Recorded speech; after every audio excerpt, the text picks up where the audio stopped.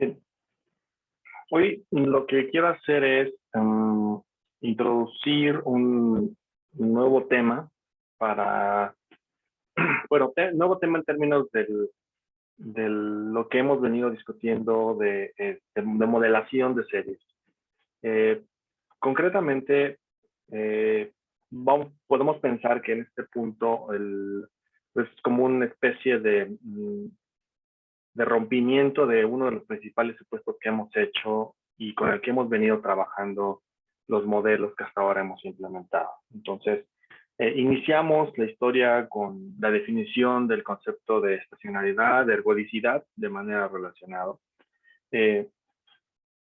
Y discutimos un proceso bien importante para las series de tiempo que es el ARMA o el ARIMA o el SARIMA cuando pudimos extender. Trabajamos mucho tiempo en él. Luego, y lo caracterizamos a través de estas ecuaciones en diferencia que son básicamente procesos que describen situaciones en las cuales las variables son discretas y discretas en el sentido de que son variaciones en una unidad de tiempo. Bien, luego hicimos el problema multivariado y nos empezamos a preguntar sobre qué pasaba cuando identificábamos que dos o más series tenían un grado de relación entre ellos. Y empezamos a jugar con la idea de causalidad. Y dijimos, bueno, causalidad es simplemente una relación estadística que nos permite identificar que dos series se causan entre ellas cuando la regresión entre ambas genera una varianza menor respecto de cuando no hacemos una regresión incorporando a la otra serie. Luego incrementamos esa situación y pasamos hacia una situación en la cual, bueno, ya asumimos que existe un grado de relación, a causalidad entre las series, vamos a modelarlas todas juntas, eso le llamamos VAR. Toda esa historia que hasta ahora les estoy contando vivía bajo el supuesto de que las series son estacionarias. Y la definición de estacionalidad que hasta este momento hemos venido ocupando es, digamos, yo lo puedo pensar de una forma muy sencilla, ¿no? La primera es, supongamos una serie que voy a llamar XT. Entonces, esa definición de estacionalidad era que la serie en promedio, su valor esperado era 0, que su varianza de la serie era sigma cuadrado subíndice X para todo T en el dominio de X, ¿no? Es decir, en todo el soporte, en todo el dominio de X, esto debería ser constante. Y la covarianza de X en T con X en S, simplemente era una función gamma que dijimos, bueno, solo depende de la distancia que tengan T y S. Esta fue mi definición de estacionalidad, prácticamente, ¿no? Gráficamente, esta definición de estacionalidad implicaba que si, abusando un poco del gráfico, aquí tenemos el tiempo y aquí tenemos la serie.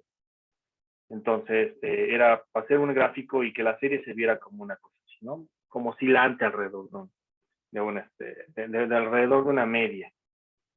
Aquí. Lo que yo voy a hacer ahora es romper este supuesto de estacionalidad. Y voy a decir, bueno, va a haber situaciones en las cuales las series no necesariamente sean estacionarias bajo esta definición. Concretamente, la parte del supuesto que yo voy a romper va a ser esta de acá. La media no necesariamente va a ser 0. Bien. Eso querrá decir, entonces, que vamos a hablar de un nuevo concepto de estacionalidad y diremos que este nuevo concepto de estacionalidad será estacionalidad en tendencia. Ahora, más un poco, voy a empezar a formalizar un poquito ahora, pero más o menos esa es la idea, ¿no? Entonces, digamos, vamos a romper esta idea de cómo es la estacionalidad y lo vamos a pasar ahora, vamos a relajar este supuesto, de tal manera que ahora, cuando una serie tenga una trayectoria muy parecida a lo que voy a graficar ahora, supongamos ahora que la serie no oscila alrededor de una media, sino que la media es una cosa que está aquí, que le voy a llamar tendencia. Digamos, esa es la tendencia de una serie. Entonces, si la serie oscila, replica la idea de estacionalidad que conocemos, oscila, pero oscila alrededor de esta tendencia, podremos decir que es estacionaria, sigue siendo estacionaria. Entonces, vamos a convivir ahora con una idea de una estacionalidad muchísimo más laxa, si lo queremos decir así, que incorpora una situación más, pero además de eso, vamos a dotarnos a partir de este momento de una prueba estadística que nos va a permitir identificar cuándo una serie dada es estacionaria y cuándo no lo es.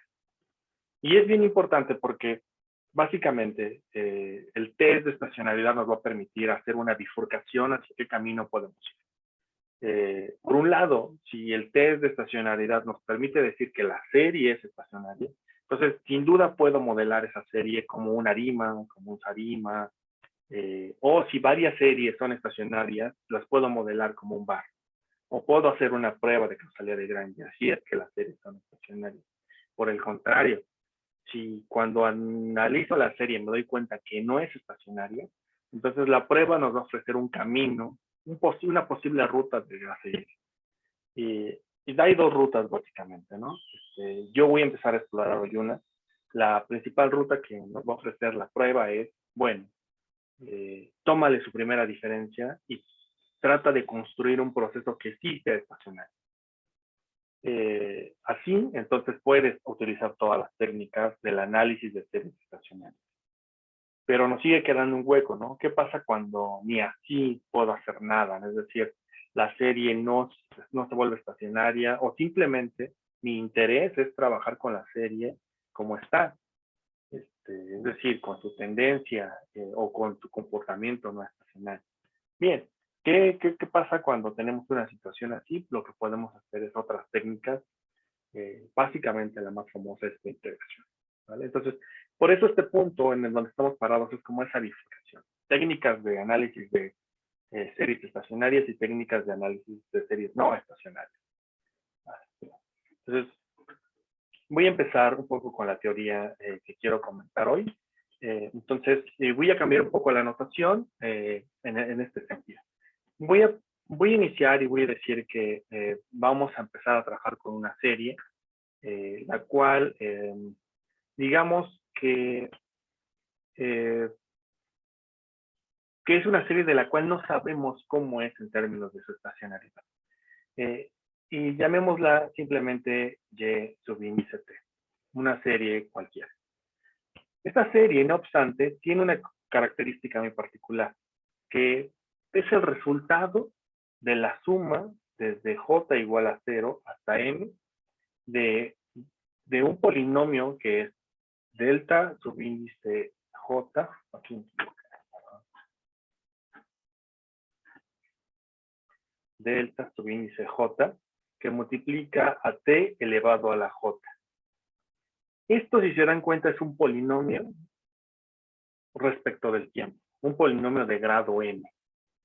Entonces, lo que tengo aquí en este primer componente es simplemente una formación o una función polinomial que depende del tiempo. Eso quiere decir que esta forma funcional no necesariamente es una recta creciente o decreciente, como queramos verla.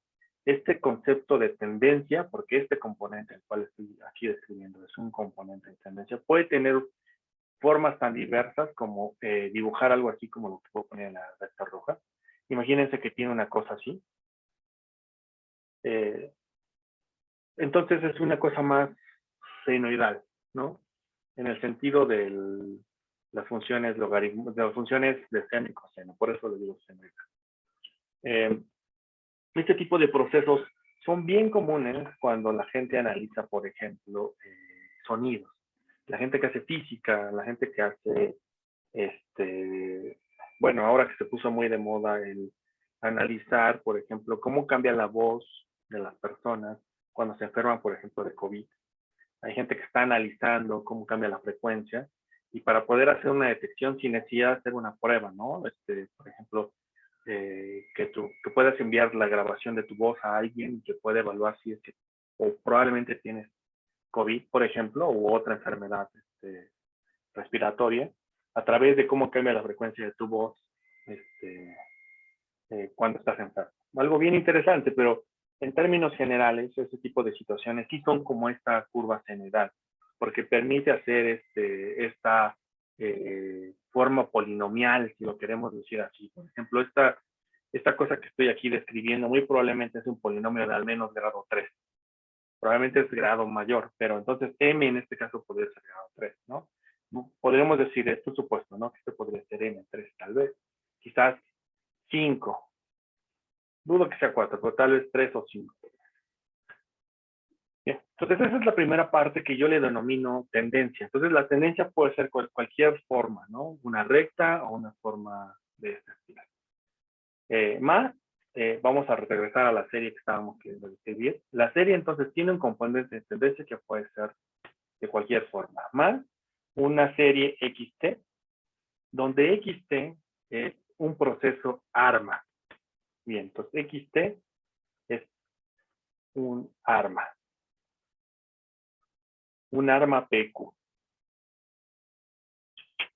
Entonces, básicamente lo que estoy diciendo es, tengo una nueva serie, XT, la cual originalmente es un arma, pero le agrego una tendencia. Entonces, es esta idea que tengo. Voy a repetir un poquito mi gráfico abajo, pero la idea es esta, ¿no? Pensemos en la situación que tenemos. ¿Cómo fusionamos un arma con una tendencia? Bien, es muy sencillo. Por un lado, imagínense que el primer componente, que es una tendencia, entonces aquí tenemos el tiempo y aquí tenemos el polinomio asociado a la tendencia, ¿no? Por eso le pongo P. Entonces ese polinomio, supongan que es una cosa que describe un proceso así, bastante suave. Y el segundo componente es un proceso arma, ¿no? Si es un proceso arma, entonces debe de tener acción media y debe ser una cosa más o menos así. Entonces, YT lo que está haciendo es fusionar estos dos procesos. Entonces, en general, lo que vamos a tener es que YT,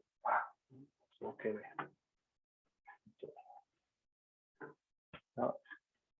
YT lo que pretendemos hacer con YT es fusionar ambos gráficos.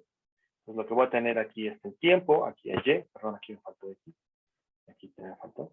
Entonces lo que vamos a tener es fusionar ambas gráficos, implicaría entonces que tal vez la recta o la trayectoria de la serie debería de verse algo así. Tal vez, más o menos, ¿no? Bien. Entonces, eso es YT. En este punto es donde estoy parado, ¿vale?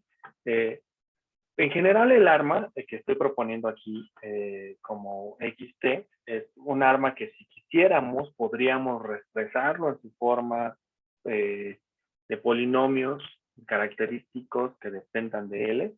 Entonces, en general, podríamos decir que va a cumplir con la idea de que esto es cierto, de que siempre podemos escribir a XT como este proceso, beta de L se multiplica a U de T. Entonces siempre podemos escribir así el arma. Entonces ves un arma cualquiera común y correcta. Entonces, si Y es de esta forma, me voy a preguntar ahora por sus momentos, ¿no? Me voy a preguntar por quién es la media, quién es su varianza y quién es su covarianza. Entonces vamos a empezar por la media. Bien, entonces, ¿quién es el valor esperado de Y de T? Bien, entonces esto es simplemente tomar el valor esperado del proceso que había dicho que es la suma desde J igual a 1 hasta M, perdón, desde 0, perdón, había empezado desde 0, desde J igual a 0 hasta M, de delta subíndice J de T a la T, perdón, de T a la J,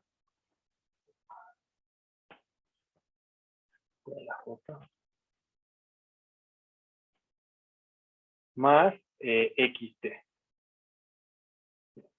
Si tomo el valor esperado de esto, yo sé que el proceso arma tiene una media mu. Yo por simplicidad en este punto voy a decir que mu es igual a 0 para no tener que trabajar con esa idea, con esa constante. Entonces voy a asumir que el proceso arma que estoy incorporando tiene media 0. Entonces esto implicaría que el resultado es que la media es simplemente la parte polinomial de esto, que es la suma desde j igual a 0 hasta m de delta por j por t a la j. Y a esto la voy a denominar como mu, que depende del tiempo. Entonces, es una media condicional en el tiempo. ¿Sí? Ese es el valor esperado de X, ¿no? Ahora veamos cómo es su varianza. Y ese es probablemente el más interesante de todos, ¿no? Cómo es la varianza de esto. Bien. Para describir a la varianza voy a pasar por la covarianza porque es como más sencillo. Entonces, si describo cómo es la covarianza, puedo describir cómo es la varianza. Porque la covarianza simplemente, perdón, la varianza simplemente es asumiendo que tau es igual a 0, en términos de lo siguiente. Entonces, ¿cómo es la covarianza? La covarianza es el valor esperado de la serie y de t menos mu de t, porque esa es la media, multiplicado por y en t más tau, menos mu en t más tau, porque la media también se va moviendo. Entonces, esto es la covarianza. Y a esto, en general, si hacemos esto, entonces, ¿qué es lo que resultaría? Lo que resultaría es lo siguiente, esto sería igual al valor esperado de y en t, pero y en t es la suma desde j igual a 0 hasta m, perdón, de delta índice j de t a la j, más x en t menos mu de t, pero mu de t es como definí ahí arriba, es menos la suma desde j igual a 0 hasta m de delta j de t a la j por y en t más tau.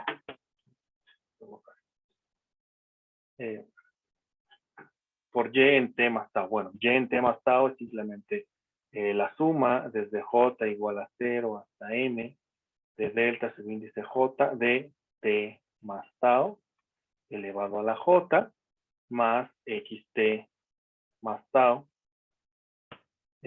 menos la media, pero la media evaluado en t más tau, y esa media es simplemente la suma desde j igual a 0 hasta m de delta subíndice j, que multiplica a t más tau elevado a la j. Bien, y aquí cierro esta cosa. Entonces, aquí ya me puedo dar cuenta que, por ejemplo, este que está aquí se eliminaría con este que está aquí. Este que está aquí se eliminaría con este que está aquí. Por lo tanto, el valor esperado de este producto, que debería de quedar algo así. Esto debería ser el valor esperado de x en t por x en t más tau. Esto es la covarianza. Y bueno, y esto ya sabemos quién es, porque xt es un arma. Entonces, la covarianza de un proceso arma en xt con xt más tau es simplemente la función de autocovarianza. Y esa función la denominamos como gamma, si quieren le ponemos subíndice x elevado en tau. Ya, esa es la función de de correlación entre estos. Bien, ahora, que reconstruyamos entonces la varianza, porque ese es el más interesante de esto en realidad. Bien. Vamos entonces a trabajar cómo es la varianza. La varianza sería simplemente el valor esperado de y en t menos mu de t elevado al cuadrado. Esa es la definición de varianza. Simplemente. Pues, la variable aleatoria menos su media al cuadrado es la varianza. Entonces, esto significa que esto es el valor esperado de y, pero y sabemos que es la suma desde j igual a 0 hasta m de delta subíndice j de t a la j más x en t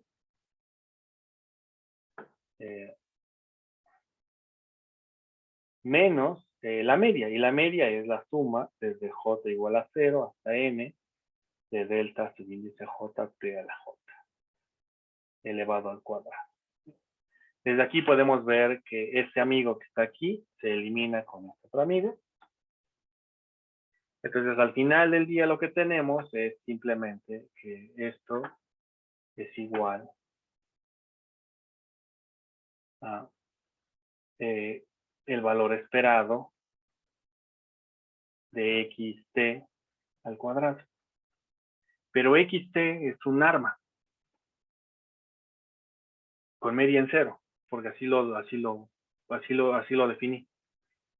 Entonces, ¿cuál es el valor esperado de un arma con media en cero? ¿Sí? Al cuadrado.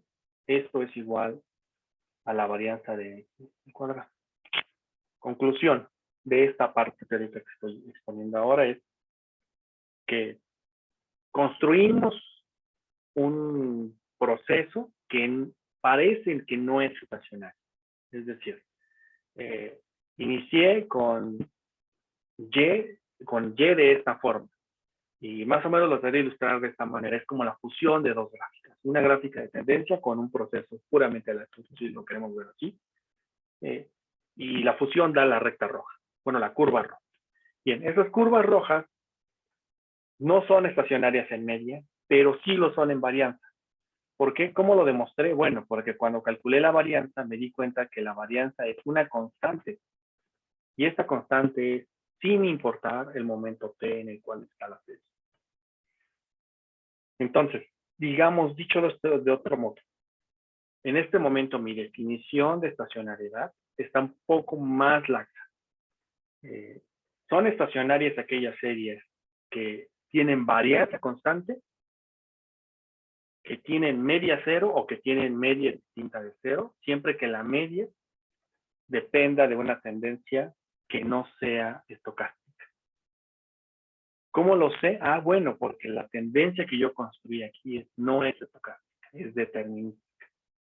Esa es la condición principal de esta modelación que estamos proponiendo.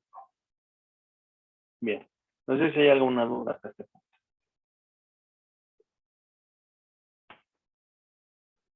Bien, entonces quiero cerrar mi parte teórica y entrar ahora sí como a la parte más empírica de esto. ¿Sí? Porque seguramente en sus cabezas ahora deben decir, bueno, pero ¿hacia dónde quieres llevar esto? Bien, lo quiero llevar hacia esto. Mira. Ahora, imagínense lo siguiente. Imaginen que, bueno, ya sabemos cómo es Y. Y es un proceso que es estacionario en varianza. Entonces, Y de t es estacionario en varianza. Bueno, si es estacionario en varianza, entonces eso se debe a que probablemente no tiene media cero, o media constante, perdón, sino que tiene una media que cambia con el tiempo. Pero ese conjunto de series estacionarias en varianza también incluye al subconjunto de series que son estacionarias en una media. Están incluidas. Entonces, digamos, en realidad Y es cualquier serie que es estacionaria. Es una definición más amplia de estacionalidad. Entonces, Y es de esa forma. Ahora, supónganse que tienen a Y dicen, bueno, ¿qué pasaría si yo digo que Y es más o menos de la forma de este estilo? Depende de una constante que le voy a poner delta, más del valor de Y en el periodo inmediato anterior, más un componente aleatorio, que es un proceso puramente al azar, UDT. ¿Sí? Supongamos que esta es la trayectoria que sigue Y, y esa es la mejor ecuación que lo escribe. Bien. Ahora, esto implicaría, u otra forma de leer esto, es como implica que el coeficiente que debería estar aquí, este amigo que debería estar aquí, este que le denominamos A0, perdón, A1, este amigo que le denominamos A1, es igual a 1. Esa es mi restricción principal que estoy planteando aquí. Noten que si ahí hubiera un A1 que fuera menor a 1, es decir, que si es que ahí hubiera un coeficiente A1 que fuera menor a 1, yo estaría seguro de que este proceso debería ser un R1 y bien convergente, porque yo sé que la condición de convergencia y de estabilidad de este tipo de amigos es que A debería de ser en valor absoluto menor o igual a 1. Entonces, ahora bien, lo que yo tengo aquí es uno en el que no es de esa clase, sino que está justamente en los extremos. No sé si se acuerdan, cuando conversamos de los procesos ARMA, el AR1, que fue el más básico de todos, hablamos de cómo debería de ser el coeficiente A1, que debe ser en valor absoluto menor a 1. Eso en términos generales significaba que si hiciéramos el círculo unitario, ¿no? Si tomáramos el círculo unitario, aquí tenemos 1, aquí tenemos menos 1, aquí tenemos I y aquí tenemos menos I. Si hiciéramos el círculo, que debería de estar como más o menos por aquí, disculpen mi dibujo medio chueco, pero más o menos así. Es decir, todas las raíces del polinomio deberían estar adentro, pero como este es un AR1, no necesitamos las raíces, solo necesitamos el coeficiente. El coeficiente debería estar por aquí adentro. Entonces, lo que yo les estoy diciendo aquí es, no, fíjense, yo no voy a trabajar con los que son como los puntos blancos. Yo quiero trabajar con aquellos que están justamente en la frontera. Aquí. Todos estos amigos. Todos ellos. Todos los que están justamente en el punto del círculo unitario. Bueno, ¿qué creen que va a pasar con este proceso que tengo descrito aquí? Bueno, ya no cumple la condición de estabilidad. Entonces, ¿qué es lo que debería de pasar? Bueno, debería ser un proceso explosivo. Eso debería ser. Vamos a ver si es cierto. ¿Cómo lo puedo averiguar? Vamos a iterar un poco. Supongamos que Y0 existe. Es decir, hay un punto inicial del proceso, en Y0. No sé cuál sea, pero supongamos que existe. Eso quiere decir que Y en el momento 1 debería ser igual a delta más Y0 más U1. Este es Y en 1. ¿Cómo es Y en 2? Y en 2 debería ser igual a delta más Y en 1 más U2. Pero Y1 es como la ecuación anterior. Ah, bueno, entonces lo puedo sustituir. Entonces esto es igual a delta más delta más Y0 más U1 más U2. Puedo agrupar esto todavía. De tal manera que lo que me va a quedar es que esto es igual a 2 veces delta más Y0 más U1 más U2. Bien. Ahora, ¿cómo es Y en 3? Bueno, más o menos debe ser sencillo que ver que Y en 3 debería ser igual a delta más Y en 2 más U en 3. Sustituyamos Y en 2. Y en 2 es como justamente la línea anterior, ¿no? Entonces esto es igual a delta más 2 veces delta más Y0 más U1 más U2 más U3. Puedo agrupar todos los términos semejantes, entonces esto me queda como que esto es 3 veces delta más Y0 más U1 más U2 más U3. Y3, perdón, aquí. Espera, Y3.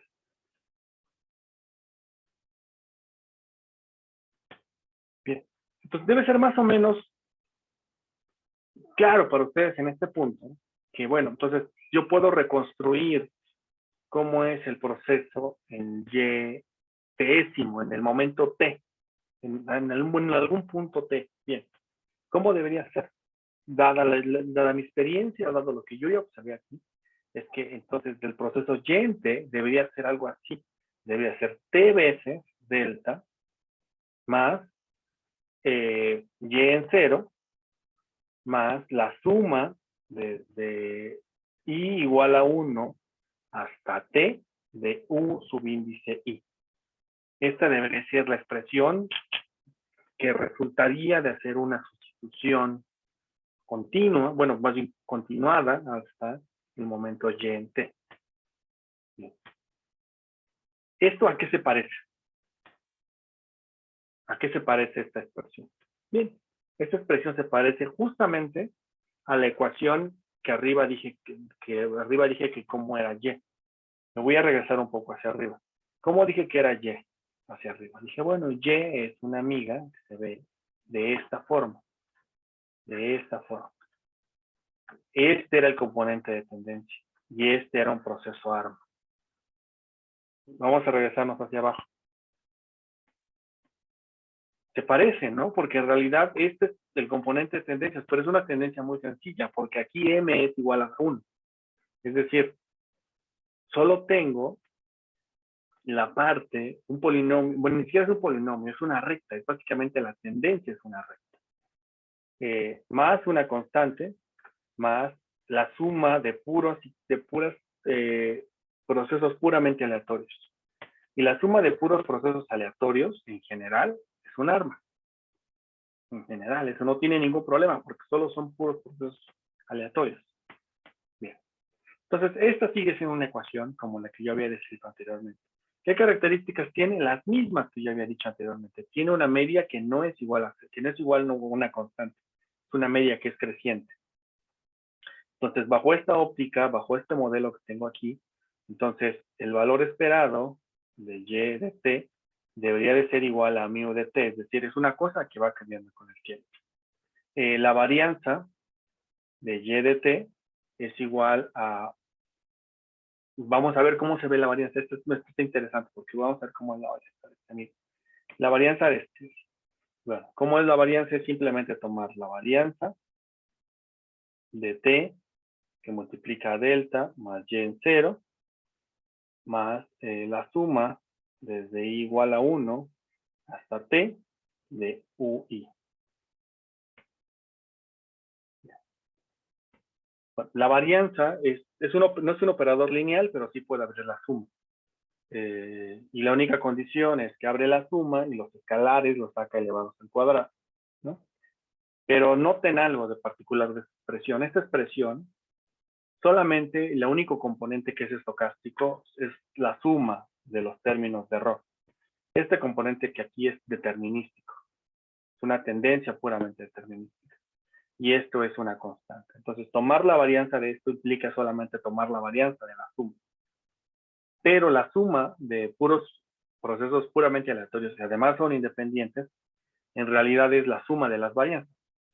Entonces, al final del día lo que queda es que esto es igual a la suma desde i igual a 1 hasta t de la varianza de cada una de las ui. Bueno, pero como es un proceso puramente aleatorio, sabemos que la varianza de ui debe ser igual a sigma. Entonces es igual a la suma desde i igual a 1 hasta t de sigma al cuadrado. Bueno, pero la suma desde 1 hasta t de una constante es igual a t veces sigma cuadrado.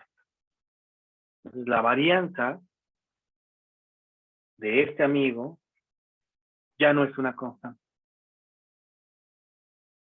Esta varianza sí cambia conforme el momento en el cual estamos parados. Bien, es importante este punto. ¿Vale? Entonces, yo inicié con un amigo que está aquí, que se parecía mucho a la formulación que yo hice arriba. Pero me doy cuenta que cuando analizo sus momentos, la varianza no se mantiene constante. Y entonces mi definición de estacionalidad en este punto, lo único que yo había relajado era la media. Es decir, la media ya no tiene que ser una constante. Puede ser cualquier cosa. La única condición para que esto siga siendo estacionario es que la varianza debe ser constante. Ese es mi requisito principal. Pero lo rompe esta situación. ¿Y cuál es la característica principal de esta situación? Es que tomé aquel caso en el cual estoy justamente en la frontera del círculo unitario, cuando A1 es igual a 1. ¿Sí? Entonces, mi conclusión de toda esta sección, y eso es justamente a donde quiero llegar, es que aquellos procesos autorregresivos en los cuales el componente asociado al rezago inmediato anterior no puede ser 1. Bien. ¿A qué me refiero? Lo voy a poner en términos, en términos de la ecuación. Es decir, siempre que yo tenga una expresión de este estilo, delta más y de t menos 1 más xt, voy a usar la de xt de forma general, ya no voy a utilizar a u, voy a usar xt, un arma cualquiera. Yo voy a decir que esto que está aquí es un proceso que no es estacionario. Pero ¿cuál es la característica principal de este amigo? Es que el coeficiente está aquí el A1 que va aquí es igual a 1. Bien. A estas situaciones les llamamos procesos con raíces unitarias. ¿Sí? De aquí viene. Entonces, cuando yo diga que un proceso tiene raíz unitaria, lo que estoy diciendo es que el coeficiente A1 del AR1 es 1. Entonces, este tipo de modelos son no estacionarios. Entonces, noten algo. Entonces, una cosa bien interesante. Entonces, lo que estoy diciendo es lo siguiente. Yo, para decir que una serie es estacionaria, puedo permitirme que tenga pendencia, pero lo que no voy a permitir es que el coeficiente A1 que está aquí sea igual a 1. Debe de seguir estando encapsulado en esta unidad que es el círculo unitario. Entonces es algo bien interesante porque al final del día lo que les trato de transmitir con esta idea es que ustedes pueden hacer una modificación significativa del modelo que quieran hacer. En este caso concreto, yo le agregué una tendencia al problema. Es una modificación significativa porque ya no estoy hablando de los procesos estacionarios comunes que habíamos venido trabajando. No obstante, en ese tipo de modelos que relajé, la condición principal es que el coeficiente A1 no puede ser 1. Interesante en términos estadísticos. Espero que para ustedes también lo sea. Entonces, si es igual a 1, como en este caso, entonces eso querría decir que yo podría hacer lo siguiente. No tener. Vamos a suponer que esto así ocurre. Si esto es así, entonces yo puedo despejar todas las que son y del lado izquierdo del signo igual. Esto va a quedar como y en t menos y en t menos 1. Y esto es igual a delta más x en t. Y aquí debería de generarles un problema en términos generales a ustedes en este punto, porque lo que yo estoy diciendo es que la resta de dos procesos, este proceso y este proceso, es decir, y en t y y en t menos 1, genera una cosa que es estacionaria. Es decir, si yo reagrupo esto simplemente lo puedo llamar como delta y de t. Es decir, la primera diferencia de y de t. Cuando tomo la diferencia de y de t, entonces puedo construir a este amigo que sí es estacionario. Conclusión. Cuando yo tengo una serie que tiene raíz unitaria, que por lo tanto no es estacionaria, ¿cómo la vuelvo estacionaria? Le tomo su primera diferencia. Cuando le tomo su primera diferencia, entonces tengo un proceso que va a ser estacionario. ¿Vale? ¿Dudas hasta este punto? Bien. En general, podemos seguir discutiendo cómo podemos reconstruir procesos estacionarios, no solo con la primera diferencia. Puede ser una diferencia mayor, puede ser, por ejemplo, una cosa como lo siguiente. Nadie me impide que, por ejemplo, yo diga que y en t menos 12 igual a delta más xt. Nadie impide esto. Y esto simplemente es delta de 12, porque es de 12 rezagos hacia atrás, de y de t es igual a delta más xt. Y esto sigue siendo un proceso estacionario. Y en general, yo puedo utilizar el número de rezagos que yo quiera. Entonces, raíz unitaria se refiere únicamente a la comparación que hacemos de la serie en un momento t con la serie en otro momento t menos una constante tau. Y puede ser cualquier otro momento. Depende de cómo construyamos la serie, podemos generar un problema de que la serie tenga raíz unitaria o no lo tenga. Ahora, en este punto quiero introducir entonces una prueba para identificar cuándo una serie es estacionaria. Y con eso quiero cerrar la idea teórica y quiero llevarlos a la práctica para que no parezca esto muy ágil. Bien, aquí voy a introducir una cosa que se llama pruebas de raíz unitaria.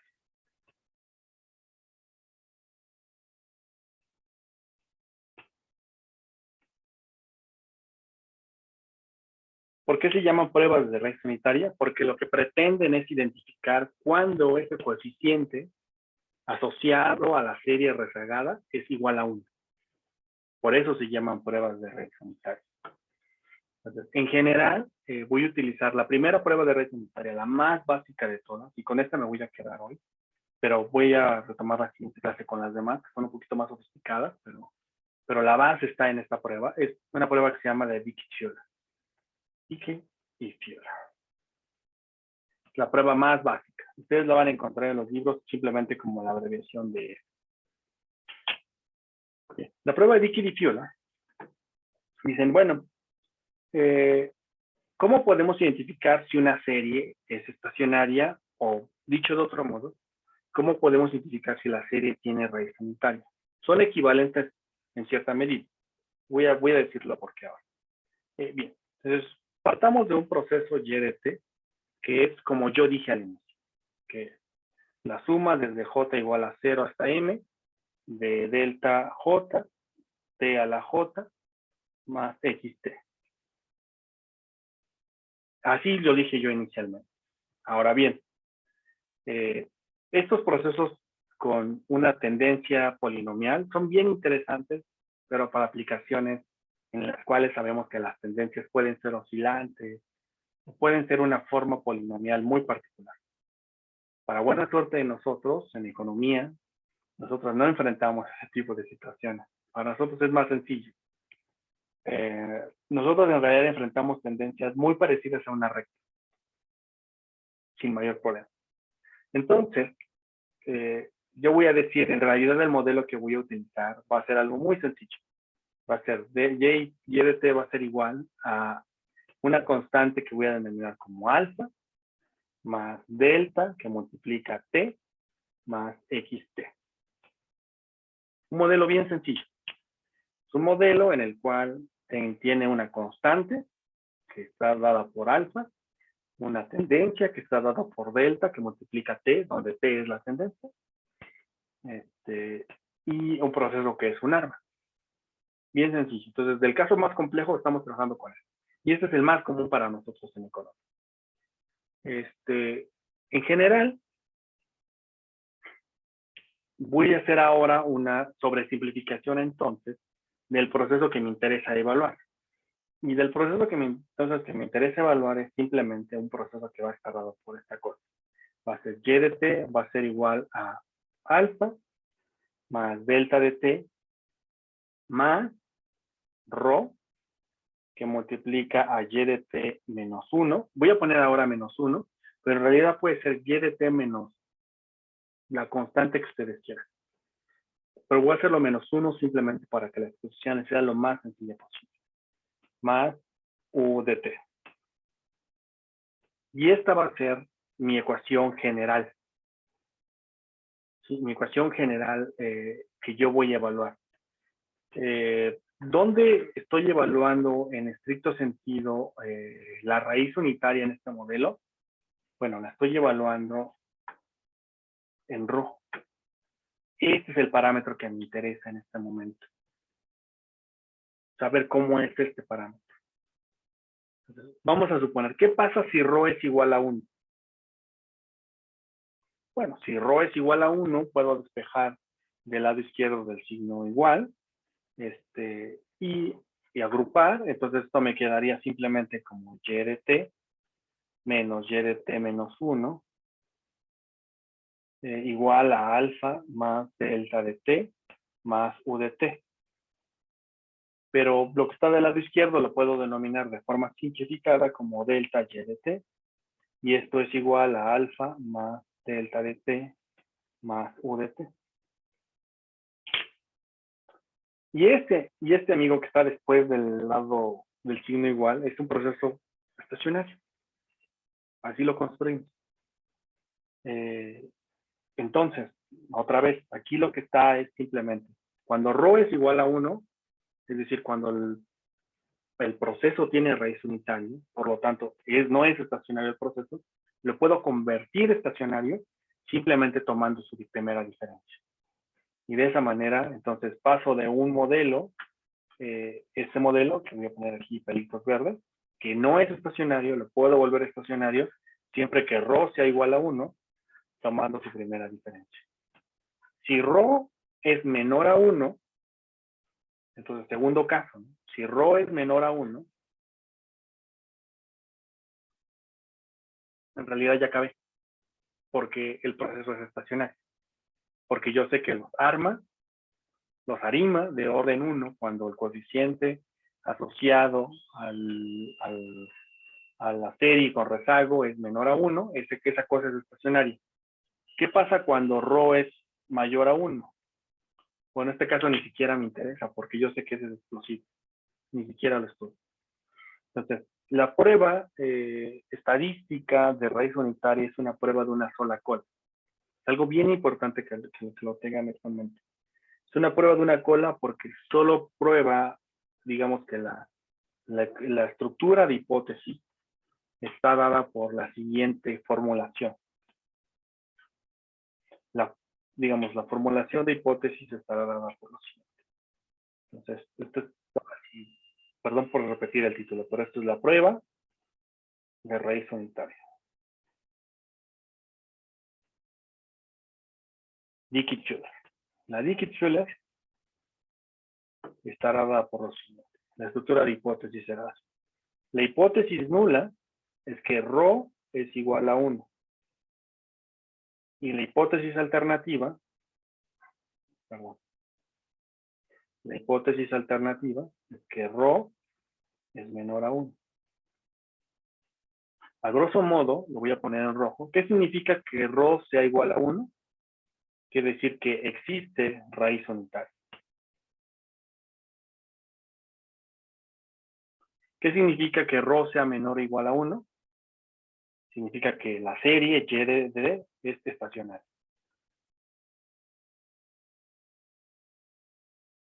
Por lo tanto, cuando ρ es igual a 1, podemos concluir que la serie no es estacionaria. Cuando ρ es menor a 1, podemos decir que la serie es estacionaria. ¿Vale? ¿Alguna duda con este planteamiento hasta aquí?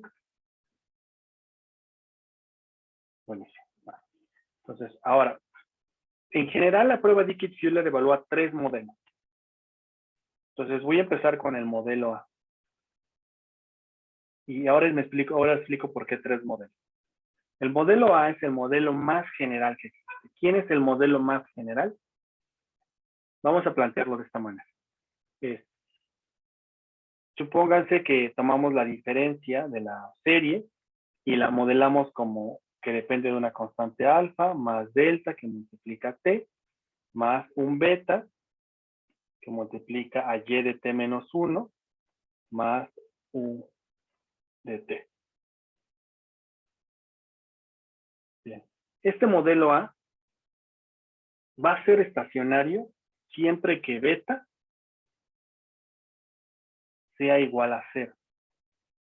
El hecho de que beta sea igual a 0 es equivalente a que ρ sea igual a 1. Entonces, el modelo A pretende probar que beta sea igual a 0. Simplemente. Ya. Como hipótesis nula. Como hipótesis alternativa, que beta sea menor a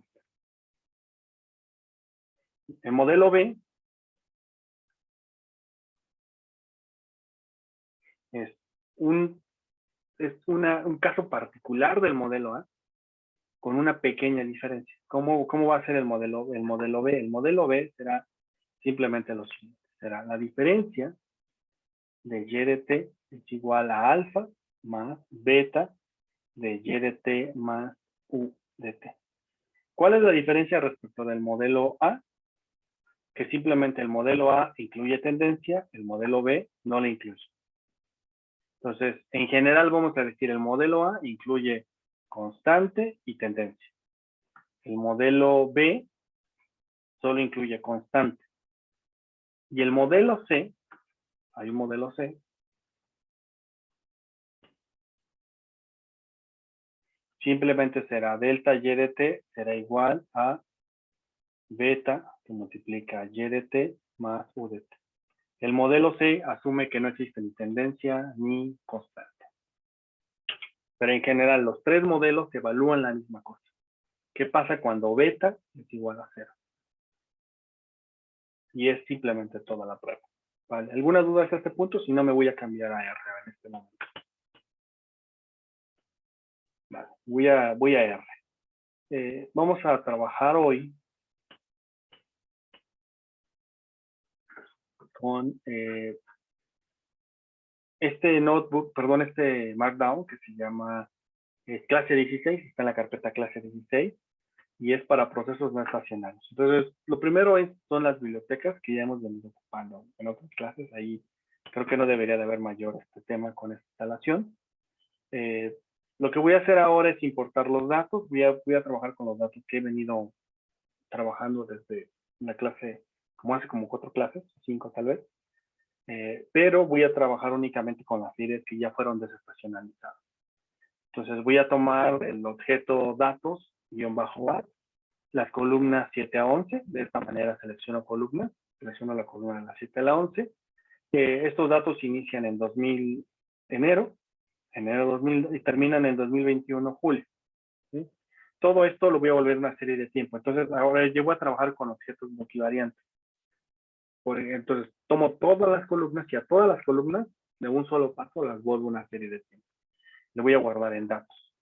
Luego, esos datos lo voy a tomar logaritmo. Luego, esos logaritmos puedo construir y lo voy a llamar L datos. Luego va a haber otro que va a ser la diferencia logarítmica de la serie, pero la diferencia con un rezago, es decir, con tau igual a 1. Y otra diferencia con tau igual a 2. Entonces voy a tener 2 series, 3 series en realidad. En logaritmos, en diferencias logarítmicas, considerando el periodo inmediato anterior, y en diferencias logarítmicas, considerando 12 periodos, es decir, el año anterior, básicamente, equivalente. Vamos a hacer estos gráficos, voy a ejecutar todas las líneas y vamos a analizar cada uno de ellos. Entonces, nada más vamos viendo qué hace cada uno, ¿no? El primer plot son todas las gráficas en logaritmos. El segundo plot son las gráficas en diferencias. El tercer plot son las diferencias, pero cuando considero 12 rezagos. El cuarto plot es el comparativo de las gráficos en diferencias logarítmicas de algún periodo y en diferencias logarítmicas de 12 periodos. Y el último es los datos en logaritmos y los datos en diferencias logarítmicas, pero de un periodo. Vamos analizando los gráficos muy rápido. Bien, la primera son series en logaritmos. Entonces, una de las cosas que podemos identificar es que, por ejemplo, el INPC es una serie que tiene esta tendencia creciente, ¿no? Que va hacia el alta. Nos podemos preguntar si es estacionario o si tiene raíz unitaria. Y luego tenemos el tipo de cambio, la segunda serie de la primera columna, y vean cómo es que podríamos decir que tiene una tendencia también alcista, pero las variaciones no son tan estables alrededor de una tendencia, ¿no? Podríamos dibujar aquí una línea, ¿no?, de tendencia. Los CETES no queda tan claro que tenga una tendencia, en realidad pareciera que no la tiene. El IGAE también tiene una tendencia, y este rompimiento que ocurrió el año pasado con la pandemia de COVID. Y el índice de producción industrial también pareciera ser, por momentos pareciera ser que tuviera una tendencia, pero tampoco es tan claro. Entonces, esto es en cuanto a las series en logaritmos. ¿Qué pasa cuando les tomo diferencias? Pasa esta cosa de que se parece ya más estacionaria. Entonces, digamos que la diferencia entre este escenario y este es cómo se puede volver estacionaria solamente tomando la primera diferencia, ¿no? Que es una cosa que y construimos teóricamente. Dijimos, bueno, hay series que no son estacionarias. Algunas de esas pueden no ser estacionarias porque tienen raíz unitaria, pero que se pueden volver estacionarias simplemente diferenciándolas una vez. No, este es el ejemplo. Podemos diferenciarlas con 12 rezagos hacia atrás y bueno, también parecería ser que también se vuelven estacionarias, no tan bonitas como las otras, pero también estacionarias. Y este es el comparativo, ¿no? Por ejemplo, una serie en diferencias con un rezago y una serie en diferencias con 12 rezagos, cómo se cambian las gráficas significativamente, y este gráfico que es la serie en niveles y la serie en diferencias. Bien. Ahora, vamos a implementar una prueba de Dickey-Schuller, muy sencilla, ¿no? Voy a utilizar un comando que es de la Dickey-Schuller aumentada. Yo esa prueba no la he expuesto a ustedes todavía. Lo voy a hacer la siguiente clase. Pero la Dickey-Schuller aumentada es el caso general de la Dickey-Schuller. Por lo tanto, la Dickey-Schuller es un caso particular que puedo reconstruir a través de esta función. Entonces, lo voy a reconstruir con las siguientes opciones de la función. Entonces, la función de Dickey-Euler necesita lo siguiente. Necesita un objeto que va a ser una serie de tiempo. Necesita que le digamos qué tipo de modelo va a evaluar. Cuando le ponemos trend, con trend quiere decir que va a evaluar un modelo con tendencia y con constante. Es el modelo A. Cuando le ponemos drift es solamente con constante. Cuando le ponemos none, quiere decir que es sin constante y sin tendencia, que es el modelo C. Entonces, modelo A, B y C. ¿No? Los rezagos que va a utilizar es 1, porque es básicamente, por eso le estoy diciendo, por eso construí el modelo con el cual estoy construyendo la teoría de raíz unitaria, es considerando solo un rezago, si lo recuerdan. Y bueno, este es el mecanismo mediante el cual va a seleccionar rezagos. En este punto, esto lo pueden omitir porque la prueba Dickey-Euler no necesita esta parte. La Dickey-Euler aumentada sí, pero la Dickey-Euler no. Entonces, esto lo podemos omitir ahorita. Entonces, Dickey-Euler, vamos a construirla ahora para niveles. Entonces, en general, las pruebas de red unitaria las vamos a hacer para dos cosas, para niveles y para diferencias. Entonces, para niveles, es decir, tomo a las series tal cual, y para diferencias tomo su primera diferencia. Entonces, para la serie niveles, y voy a tomar únicamente el tipo de cambio. Podemos utilizar otra serie, pero voy a tomar el tipo de cambio nada más. Entonces, la función es ur.df, que es básicamente el acrónimo de Unit-Rows, Dickey-Euler. Voy a tomar de datos la segunda columna y le voy a decir, quiero que evalúes el modelo con tendencia y con 0 rezagos. De esta manera reconstruyo la prueba Dickey-Euler sencilla. Con lax igual a 0. Esa es la opción que básicamente me permite hacer. Luego voy a modelar el modelo B. Entonces, modelo A, modelo B y modelo C. Lo ejecuto. Voy a ejecutar y voy analizando cada uno.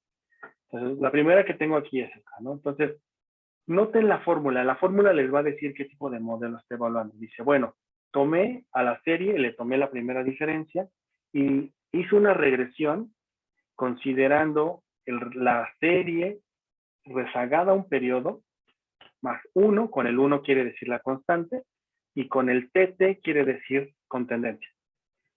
Entonces, esta es la ecuación que evaluó. Estos son los coeficientes estimados. Entonces, la constante tiene este coeficiente, el rezago 1 tiene este coeficiente, menos 5.86, así casi 0, y el T tiene este coeficiente. Y ese es el nivel de significancia si consideráramos esta regresión convencional. Es decir, ¿cómo construimos el T? Pues muy sencillo, tomamos el estimador, lo dividimos entre el error estándar y construimos el T. El p-value es simplemente ir a las tablas y evaluar el T y encontrar cuánta probabilidad se acumula en las dos colas. Aquí es una prueba de dos colas, sencilla, tal cual ustedes la conocen de sus cursos de econometría 1. Nada más, de introducción a la econometría. Bien, pero la prueba que a mí me interesa es propiamente evaluar si este coeficiente que está aquí es estadísticamente igual a 0 versus estadísticamente menor a 0. Cuando es igual a 0 quiere decir que hay raíz unitaria. Cuando es menor a 0 quiere decir que la serie es estacionaria. Vale. Entonces, es una prueba de una sola cosa. Entonces, ¿cómo voy a evaluar esa prueba? Bueno, me voy hacia abajo y hacia abajo me da otros estadísticos que están aquí. Entonces, me dice, estos son los estadísticos para los coeficientes que están allá arriba. El coeficiente que a mí me interesa es únicamente beta, como yo le denominé en la ecuación. Y ese coeficiente se evalúa con este estadístico. Los otros no me van a interesar en este momento, en realidad. Porque para propósitos del análisis de la serie, solo me interesa saber si la serie tiene raíz unitaria o no lo tiene. No me interesa hacer diferencias sobre la constante o sobre la tendencia. Por eso me voy a olvidar de los otros dos. Pues solo voy a revisar esto. Este es el T estadístico calculado. ¿Qué es lo que pueden observar de este T? Que exactamente es el mismo que está aquí. ¿Sí? Si se dan cuenta, entonces es el mismo T, pero la tabla respecto de la cual lo voy a evaluar es otra. ¿Cuál es la tabla? Bueno, la tabla está aquí abajo. Estos son los valores críticos. Normalmente voy a evaluarla con el 5% y entonces el valor crítico va a ser menos 3.42. Entonces, esta es una prueba de una sola cola, de cola izquierda concretamente. Entonces, yo voy a aceptar la hipótesis nula siempre que el valor que me salió sea mayor que el valor crítico de tabla. Si el valor crítico de tabla es 3.42. Entonces estoy en la zona de aceptación de la hipótesis nula. ¿Cuál es la hipótesis nula? Que el proceso tiene raíz unitaria. Si me sale que el estadístico es menor que el valor de tabla, entonces estoy en la zona de rechazo. Por lo tanto, puedo decir que la serie es estacionaria. ¿Sí? Modelo A, nada más. Vamos a ver el modelo B. En conclusión, modelo A es acepto la hipótesis nula. El proceso tiene raíz unitaria. Modelo B, igual, aquí está el estadístico y aquí está el valor de tabla. El estadístico me dice que acepto hipótesis nula. El proceso tiene raíz unitaria. Modelo C, aquí está el estadístico y aquí está el valor de tabla. También acepto hipótesis nula. Conclusión, evaluando 3 modelos, puedo decir que la serie en niveles tiene raíz unitaria. Por lo tanto, es no estacionaria. Ahora, ¿qué pasa cuando le tomo la primera diferencia? ¿Sí? Cuando le tomo la primera diferencia, tomo este objeto que es el de logaritmo de datos, lo ejecuto, me voy a evaluar los resultados, es decir, aquí tengo el valor, me sale menos 13, el valor de tablas es menos 3, por lo tanto ya estoy en la zona de rechazo. Mi conclusión es que en diferencias, bajo el modelo A, la serie se vuelve estacionaria. Me voy al modelo B, me sale menos 13 y el valor de tablas es 2, menos 2.87, también estoy en la zona de rechazo. Por lo tanto, la serie es estacionaria en su primera diferencia, considerando una constante. Y por último, el modelo C es menos 13 y me sale aquí menos 1.95. Última conclusión es el modelo, sin considerar tendencia ni constante, cuando tomo la primera diferencia, la serie se vuelve estacionaria. Y voy a regresar al gráfico solamente para cerrar la idea. Y me voy a ir concretamente a esta serie. El tipo de cambio es la serie que está aquí, la segunda serie. Ambas columnas, la segunda gráfica. Entonces, el tipo de cambio así se ve. Quiere decir, lo que nos dice la prueba de Dickey-Fuller es que así como está en niveles, es no estacionario. Cuando le tomo la primera diferencia, que se vuelve una cosa como esta que está aquí donde está mi cursor, esa información que está ahí es suficiente para indicar que la serie se volvió estacionaria. ¿Vale? Bien. Con esto termino mi exposición del día